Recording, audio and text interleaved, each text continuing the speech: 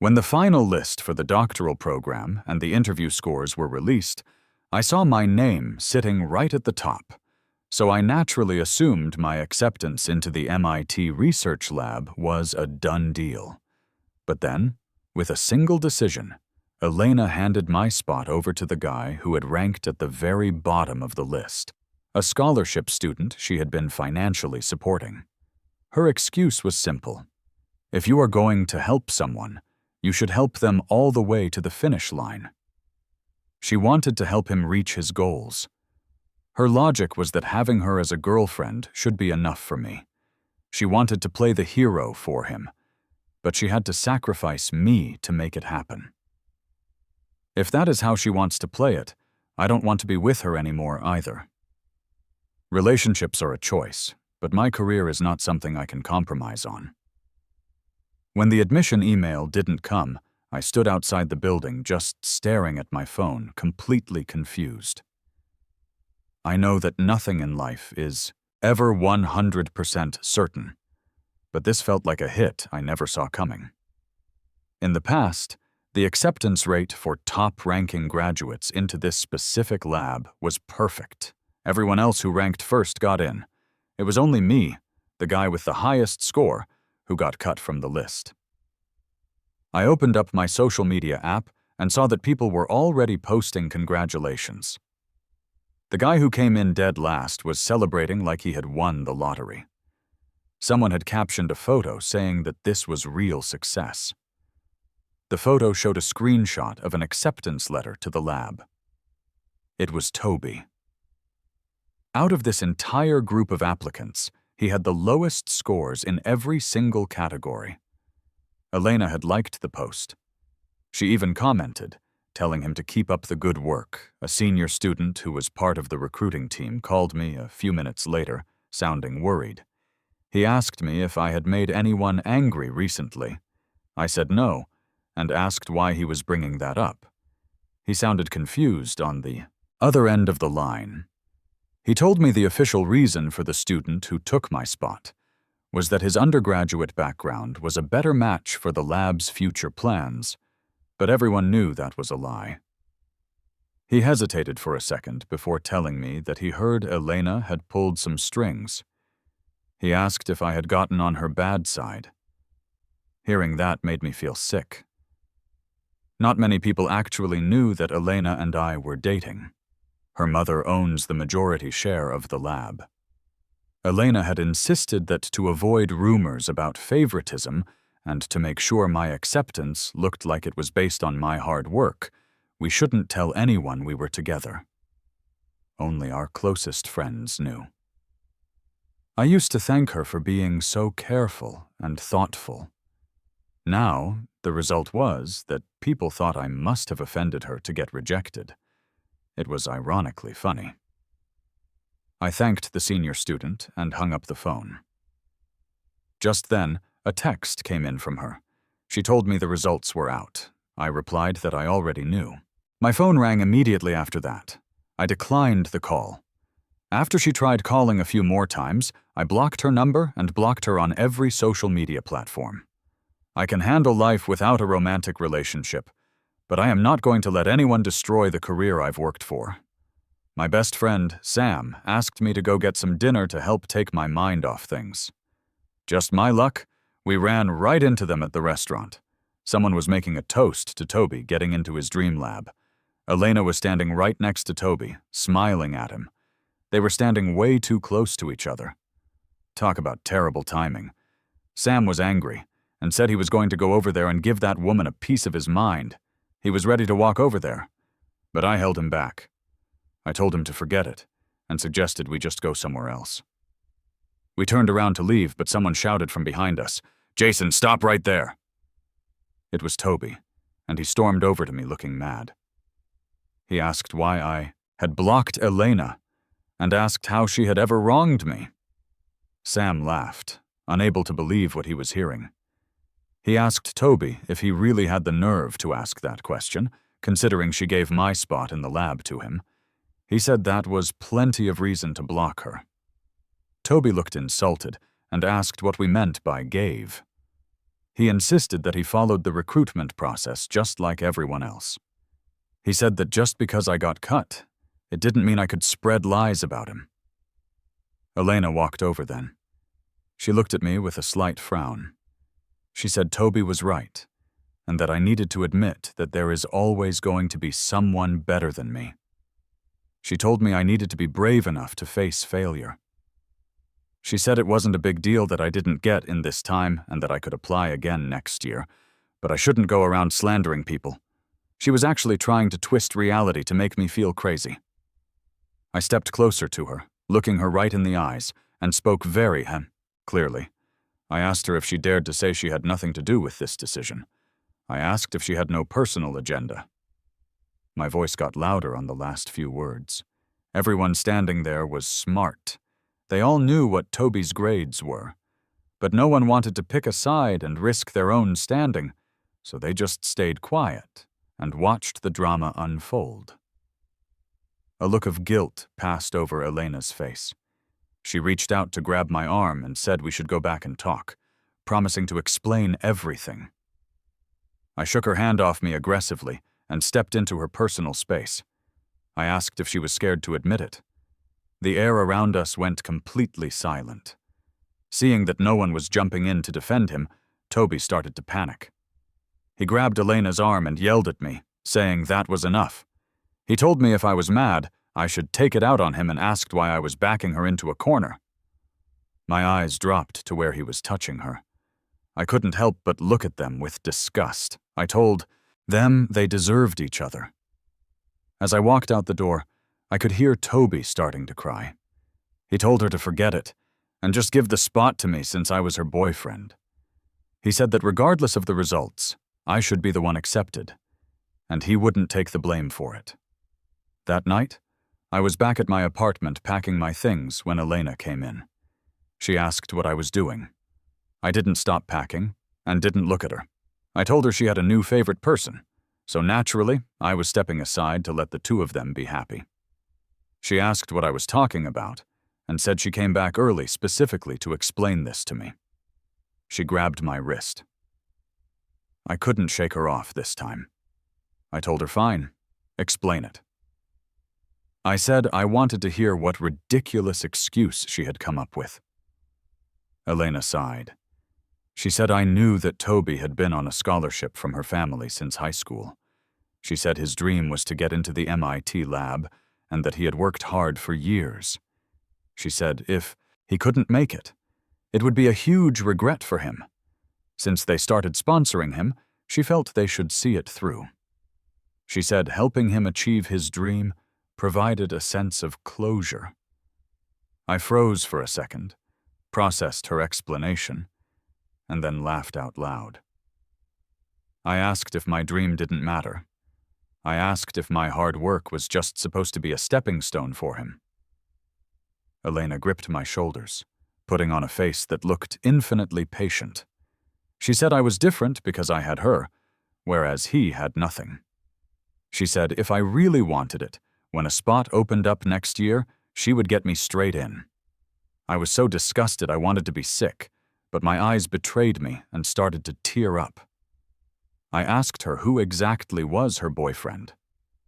I asked why I had to wait until next year for something I earned this year. I asked why he couldn't wait a year to realize his dream.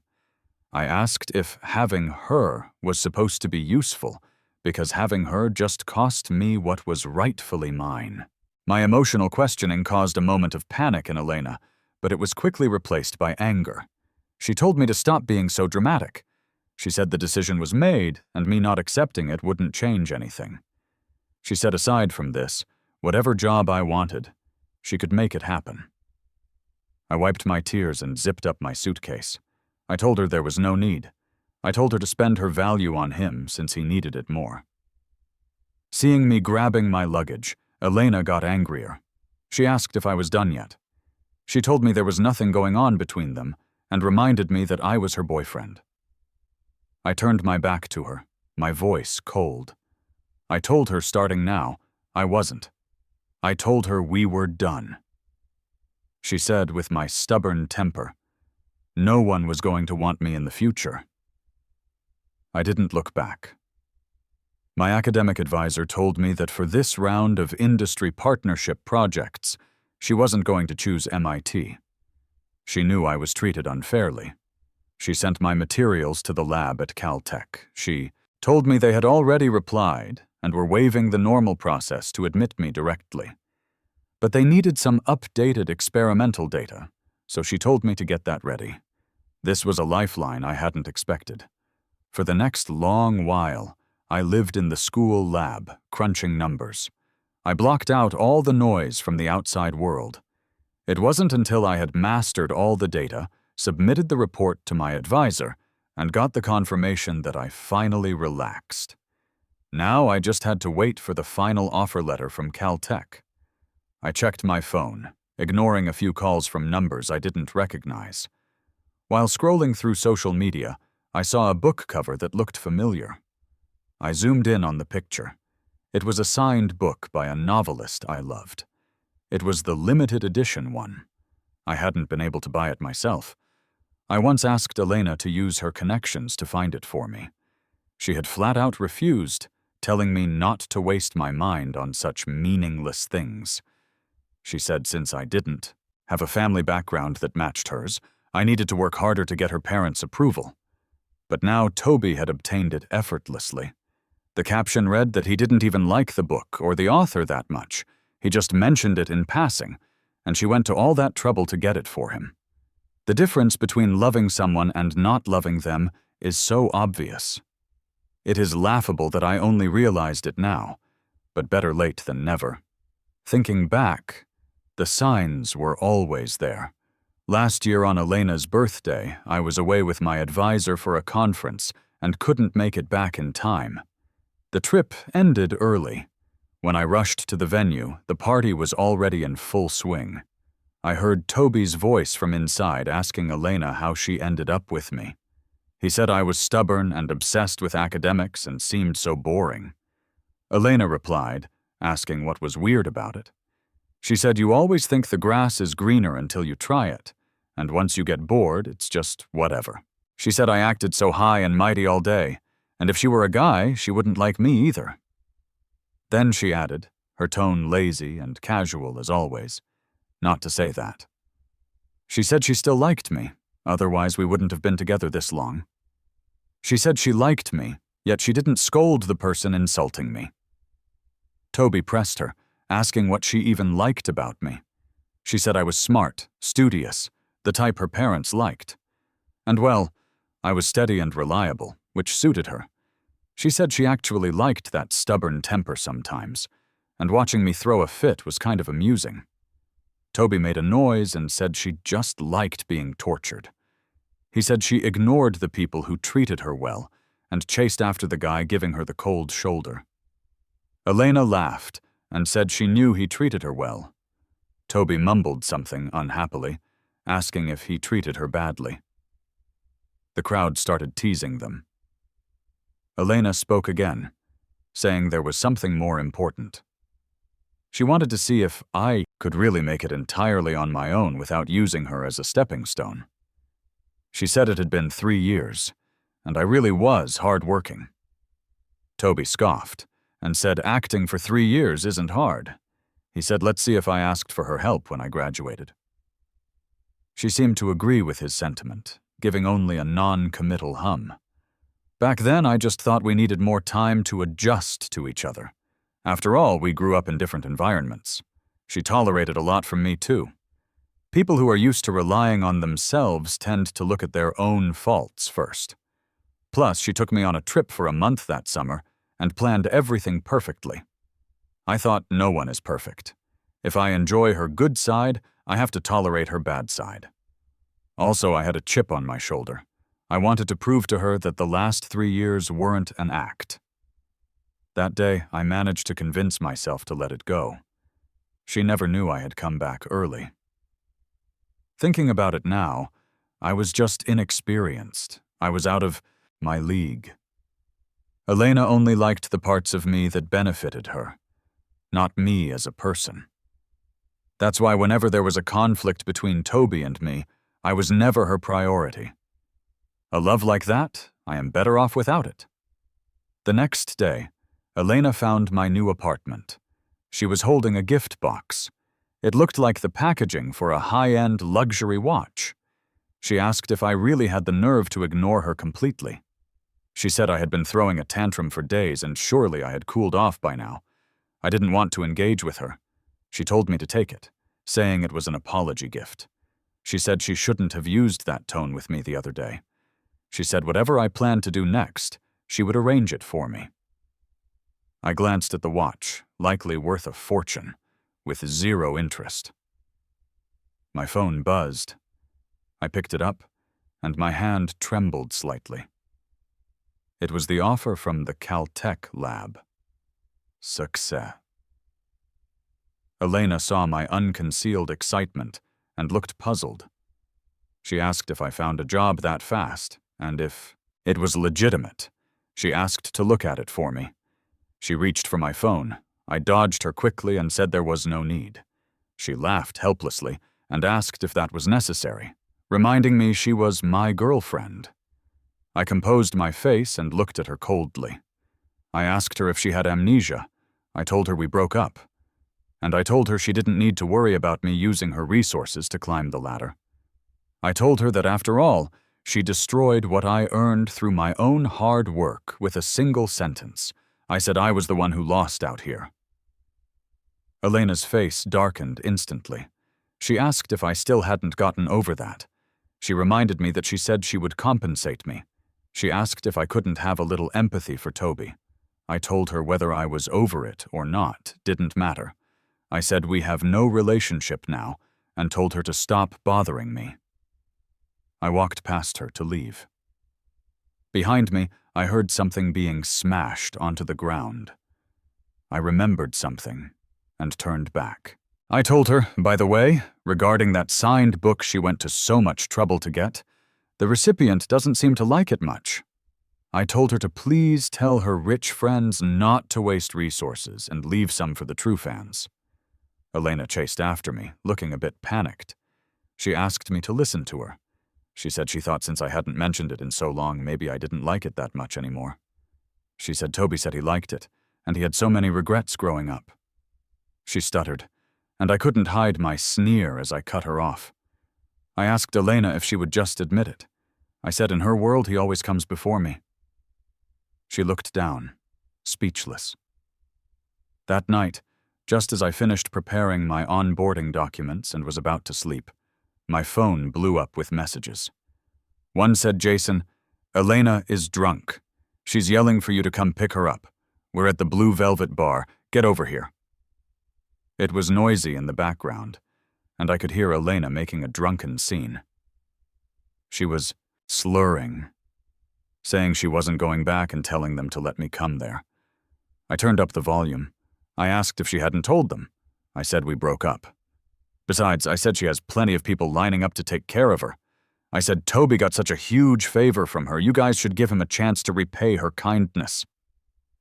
The background noise seemed to pause. Toby's voice came on, furious, asking what I was babbling about. He said if I spread any more rumors, he would sue me for defamation. The comment about lining up to take care of her must have hit a nerve. Tonight, every time he tried to get close to Elena, she probably pushed him away. The people who were originally cheering him on were now looking at him differently, like he was the other man breaking up a relationship. But I had said we broke up. Yet right at that moment, Elena shouted that we didn't break up. She said she didn't agree and told me to come back. They must have had me on speakerphone. Everyone started, talking at once. They said Miss Liu was humbling herself this much, so I should quit while I was ahead. They told me not to push it too far. Someone said, look, you didn't get accepted. You need Elena to look out for you regarding a job. They asked why break up and what good it did me. I raised my voice to emphasize my point one last time. I told Elena I broke up with her. I said if she kept bothering me, it was harassment. And I told the rest of them not to contact me again for any reason. I hung up. My gloom vanished. I opened an app and booked a flight to Los Angeles for next week. A friend I was on decent terms with was holding a birthday party and invited me. thinking that I was leaving for LA in 2 days, and opportunities to gather would be rare, and knowing she wasn't close with Elena, I agreed to go. When I arrived at the venue that evening, I saw 2 people surrounded by a crowd. I guessed what was happening and turned to leave, but the hostess grabbed me. She asked how she had offended me that I wanted to leave as soon as I got there. Looking at her expression, maybe I had misunderstood. She didn't know about me and Elena. I picked a corner to sit in and listened to the gossip nearby. Someone asked if the guy next to Elena was her boyfriend. Another person said probably, noting they saw them together a lot, but they haven't gone public. They said bringing him to a crowded event like this basically counts as going public. I sipped my drink, bored, planning to say hello and leave early. Elena walked over. She told me I looked handsome today.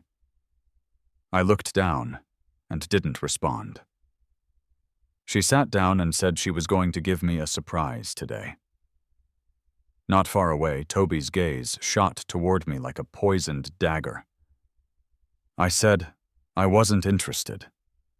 I still refused to look her in the eye. She said my temper really hasn't changed a bit, and that she was the only one who could tolerate me.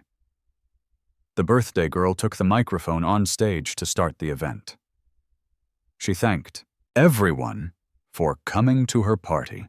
She said they had a lovely couple here tonight who have known each other for years and want to use this opportunity to announce their sweet relationship to all their friends.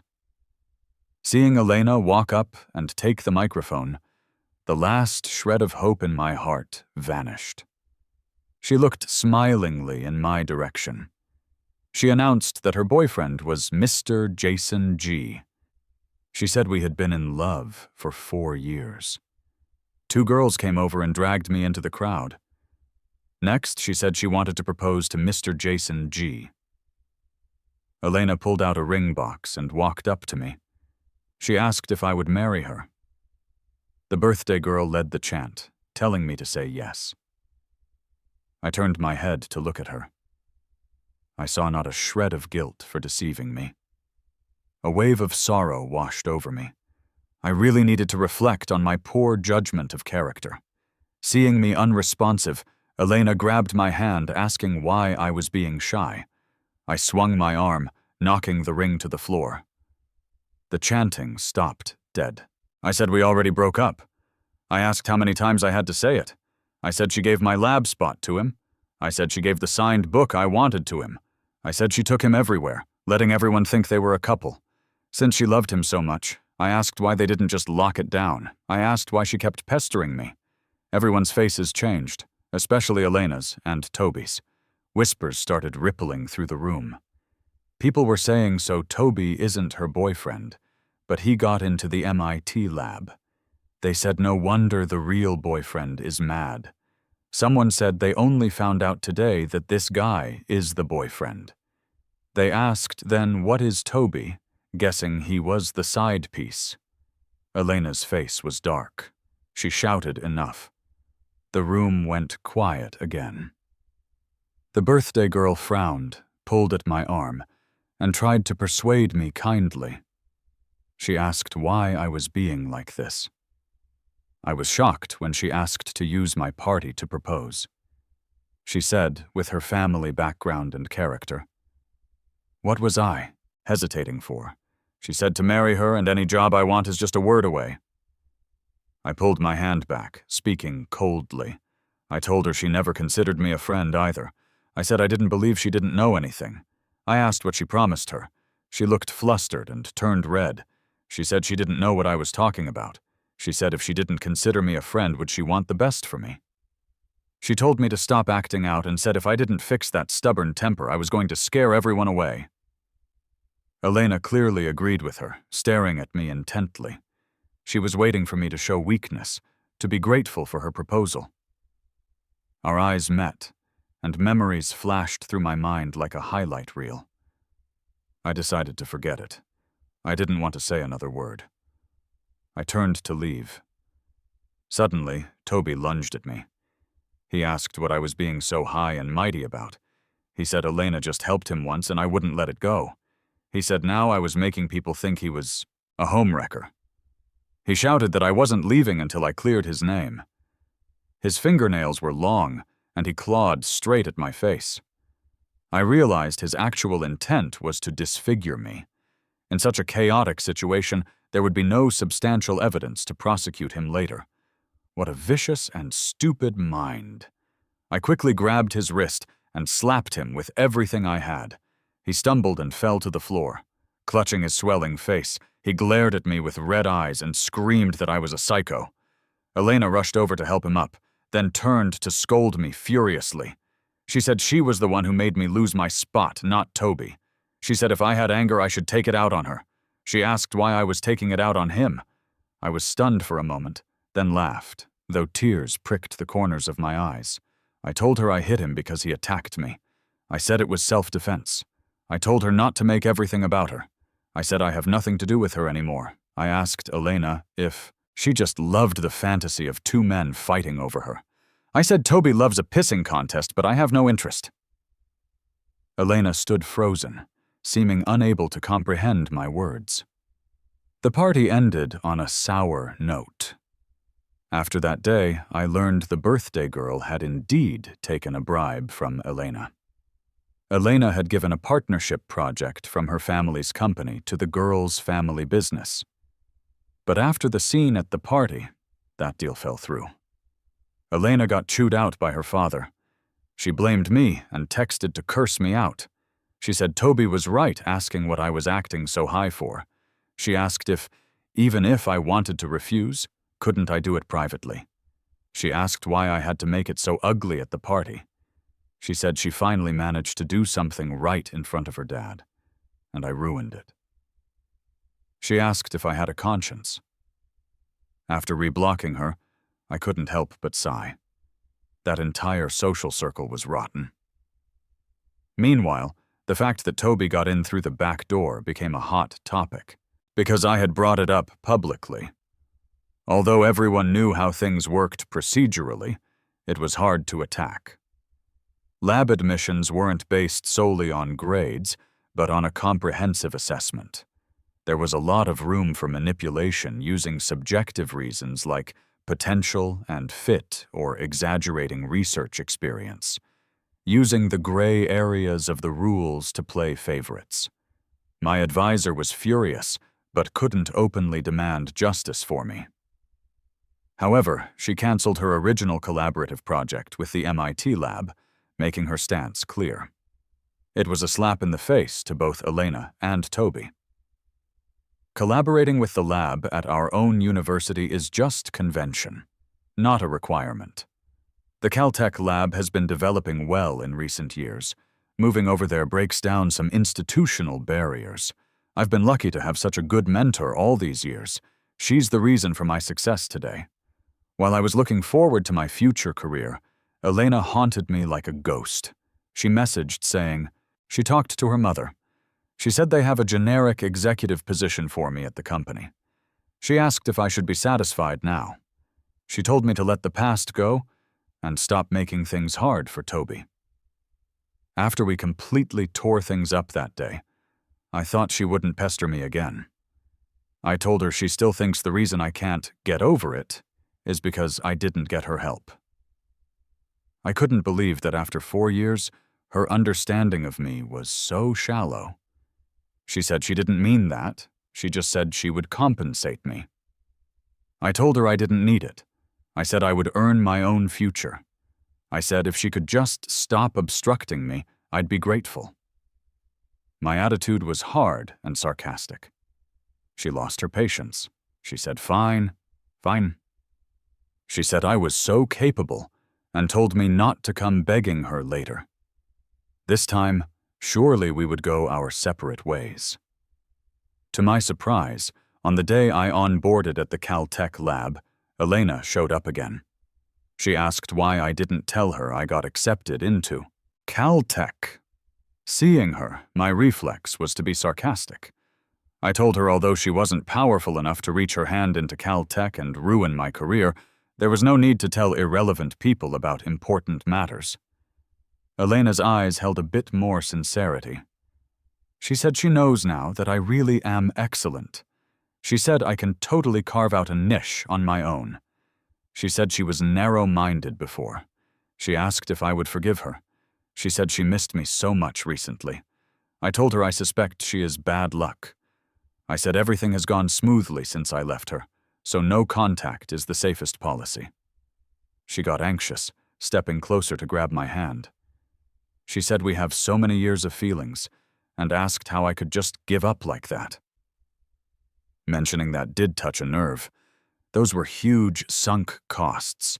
I really had invested my heart in those years.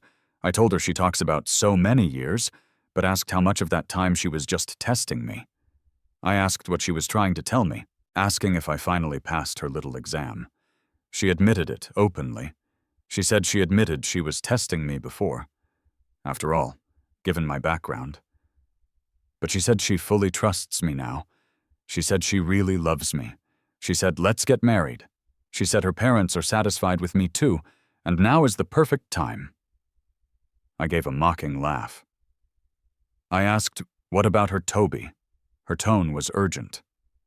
She said she has nothing to do with him. She said getting him into the lab was just fulfilling his dream, and she wouldn't have much to do with him in the future. She begged me to believe her. Women's sweet nothings are always spoken so easily without logic. Nothing she had done before could be explained away. I shook my head and told her I didn't believe her. After that day, Elena came to LA to intercept me every 2 or 3 days. At the same time, I heard from my senior about Toby. When virtue doesn't match position, disaster follows. That phrase manifested perfectly in him the division of labor in the lab was strict and precise, requiring immediate responses. Toby couldn't keep up at all. He frequently disappeared to slack off, delaying experiments multiple times. Everyone already resented the guy who got in through the back door, but Elena protected him. So everyone dared to be angry, but not to speak out. Toby felt no guilt about this. Instead, he was smug. He posted on social media bragging that his princess would always clean up his messes. Later, a major project was scrapped right before implementation because he concealed a mistake he made. The financial loss was massive.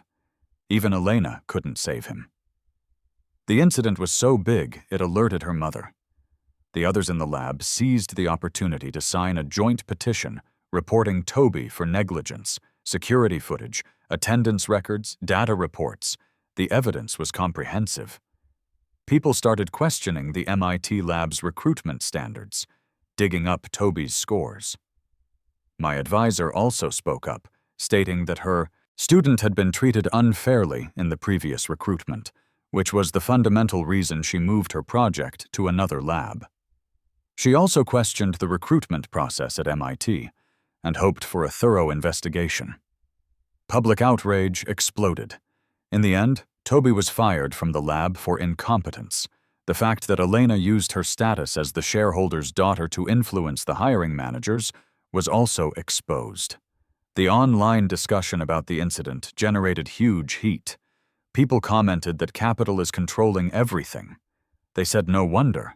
They said the guy who got replaced is so pitiful.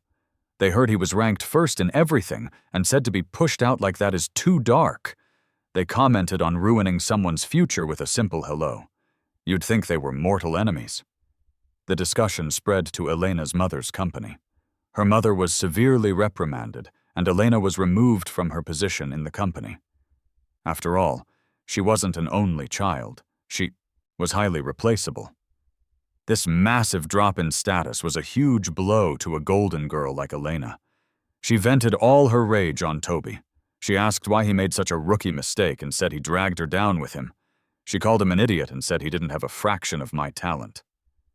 Faced with the abuse, Toby initially tried to endure it, planning to play the victim to gain sympathy. But hearing Elena say he couldn't compare to me, he snapped on the spot. He admitted he couldn't compare to me, but he said she clearly liked him more. Otherwise, why was she so good to him? He said I broke up with her, yet she was obsessed with me. He said he didn't see her care that much about me before. Elena froze. Even Toby was saying she didn't care enough about me. It showed just how excessive she had been in the past, testing her boyfriend endlessly, yet giving everything to someone else. She truly regretted it. I was so excellent I didn't need her at all. And it was true, I didn't want her anymore. After being fired, Toby saw that Elena was no longer someone he could cling to, so he looked for someone else. But everyone in the circle knew his true colors and avoided him like the plague. Toby became a laughingstock in the city, his reputation completely trashed. Someone spotted him on a second-hand marketplace selling branded goods. Only then did Elena realize how blind she had been. For a man with impure motives who only cared about profit, she lost me. When I saw the videos circulating online, I felt that karma truly exists. My days at the Caltech lab were fulfilling and exhausting. After getting into it, I realized it wasn't inferior to MIT's. Recruitment wasn't based on which school you graduated from, and students from the home university had no priority. It was all based on the individual. Research funding was increasing every year. Many professors, seeing the situation with me and my advisor, moved their collaborative projects over here as well. Because the MIT lab lost so many projects, Elena's mother, as the largest shareholder, directed her anger even more at Elena. She was shipping Elena off to a subsidiary in Africa to atone for her sins. She wasn't allowed back until she produced results. Before Elena left the country, she came to find me one last time. In just a month, she had lost a lot of weight and looked utterly defeated. Those eyes that once captivated me were now dim. She told me she was leaving. She said she might not see me for a very long time. As she spoke, tears began to fall. A woman weeping in front of me was unsightly. I took out a tissue and handed it to her. She grabbed my wrist. She asked if I still cared about her. She told me to wait for her. She said to wait for her to make something of herself over there, and then she would come back and we could get married. I thought, is this person crazy? I pulled my hand back forcefully and spoke coldly. I told her that her family is high nobility. I said a commoner like, "Me can't climb that high." She said she knew I was mad at her. She said she was wrong before and didn't think Toby was that kind of person. I laughed lightly. I told her that her thought process is truly bizarre. I asked what kind of person Toby is and if that has anything to do with me. I said she didn't trust me, she was biased, and she treated him well unconditionally while stringing us both along. I said that's all on her. I said now she's only here begging to win me back because she realized I don't need to rely on her and because Toby revealed his true nature. But I told her to think about it carefully. I asked her if she actually loved me. Elena couldn't say another word. 3 years later, I had achieved many of my youthful aspirations. Those things I once couldn't get past were just wrinkles in the tapestry of life. They were still there, but no one cared. At a gathering, many people praised me as the one who had developed the best. They didn't seem to remember how they used to criticize me, acting as if losing Elena meant losing all hope in life. Even the girl who had deceived me acted as if she had never sent those texts. She grabbed my arm with a smile. She told me I was getting more charming every day. I subtly withdrew my arm and responded with polite distance. I thanked her for the compliment. She smiled awkwardly and didn't approach me again. The former center of attention, though not present, was an unavoidable topic. Someone asked if I heard Elena is suffering big time in Africa. They said that place is barely habitable. They said her mom is ruthless, tossing her out and really hasn't let her come back. Someone else said that's how wealthy families are. When things are good, you're the golden child. One mistake, and you're a pawn to be sacrificed. They said it looks glamorous, but they're actually worse off than us. Someone mentioned they heard Toby went back to his hometown and started streaming. They said it's pretty cringy, bearing it all. They asked if that was necessary. They said there are so many streaming niches, why go that route? Someone replied, easy money. They asked if he didn't rely on the Liu family girl before. They asked when he has ever actually worked hard. I listened to the gossip, circling around the same old topics. It was boring. I left before the party ended. Time shouldn't be wasted on ineffective socializing. My life has infinite possibilities waiting for me to explore.